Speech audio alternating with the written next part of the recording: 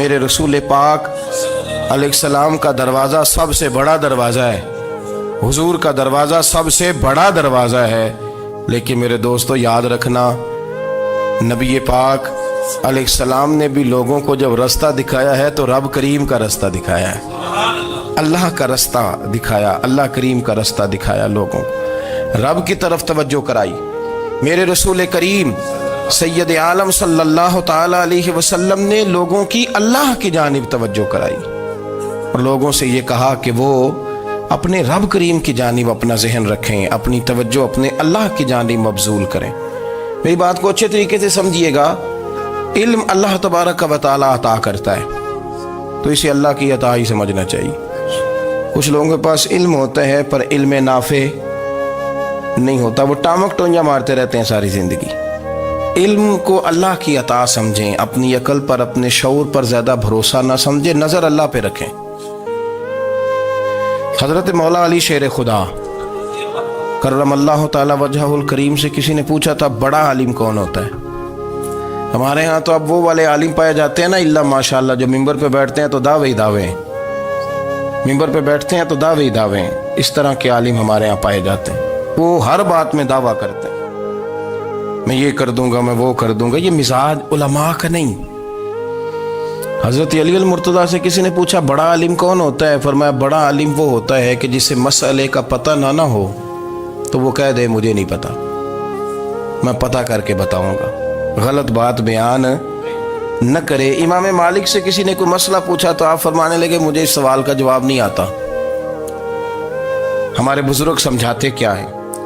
وہ کہنے لگا آپ اتنے بڑے امام ہیں تو اس سوال کا جواب نہیں آتا۔ فرمانے لگے اگر مجھے ہر سوال کا جواب آتا پھر تو میں خدا ہوتا، مجھے ہر سوال کا جواب نہیں آتا، مجھے تو اتنا آتا ہے جتنا میرے رب نے مجھے عطا کر دیا ہے۔ اپنی نظر اللہ پہ رکھیں، نکل آئیں اس معمے سے باہر کہ میں کوئی بلا ہوں، مجھے بڑا پتہ ہے، میرے پاس 6 ڈگریاں ہیں، مجھے 10 جگہ پہ تدریس کا شغف حاصل ہے، اس سے نکلیں باہر۔ قرآن مجید دیکھیے گا، اللہ تعالیٰ نے ارادہ قدرت فرمایا کہ میں حضرت آدم کو بناؤں گا، پھر بنانے کے بعد فرمایا فرشتوں سجدہ کرو آدم کو، سب نے سجدہ کیا الا ابلیس ابا واستکبر وکان من الکافرین، سب نے سجدہ کیا سوائے ابلیس کے، اس نے انکار بھی کیا، تکبر بھی کیا اور کافروں میں سے ہو گیا۔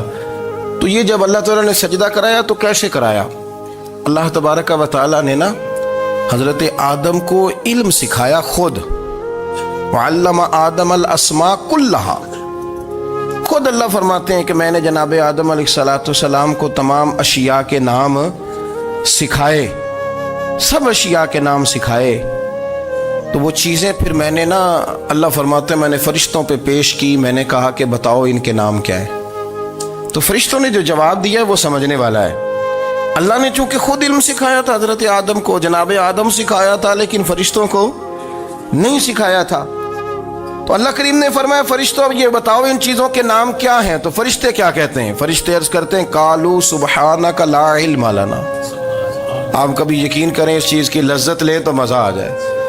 کہا قالوا سبحانک، کہنے لگے تو پاک ہے، قالوا سبحانک، کہنے لگے تو بھئی آدم علیہ السلام کو نام سکھا لیے، پھر فرشتوں کے سامنے وہ چیزیں پیش کر کے کہا ان چیزوں کے نام بتاؤ، تو فرشتے کیا کہتے ہیں؟ کہتے ہیں قالوا سبحانک، تو پاک ہے، لا علم لنا، ہمارے پاس کوئی علم نہیں، الا ما علمتنا، ہمیں تو اتنا پتہ ہے جتنا تو نے ہمیں سکھا دیا، ہمیں تو اتنا پتہ ہے جتنا تو نے ہمیں، لا علم لنا، ہمارے پاس کوئی علم نہیں ہے، اتنا ہی پتہ ہے جتنا تو نے ہمیں سکھا دیا ہے، اس سے زیادہ ہمارے پاس علم۔ اور یہ کیوں تو نے ہمیں جتنا سکھایا اتنا پتہ ہے؟ فرشتے یہ نہیں کہتے یا اللہ تو زیادہ سکھا، آدم کو دیا تو ہمیں بھی دے، یہ نہیں فرمایا، فرمایا انک انت العلیم الحکیم، اے اللہ تو علم والا بھی ہے اور حکمت والا بھی ہے، تجھے پتہ ہے کس کو کتنا دینا ہے،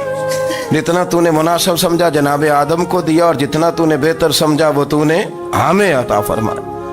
تو اگر آپ کے پاس علم ہے، کہیں نالج ہے، اس کو اللہ کی عطا سمجھے۔ ہمارے ہاں بہت سارے لوگ بن کے بیٹھ جاتے ہیں، میں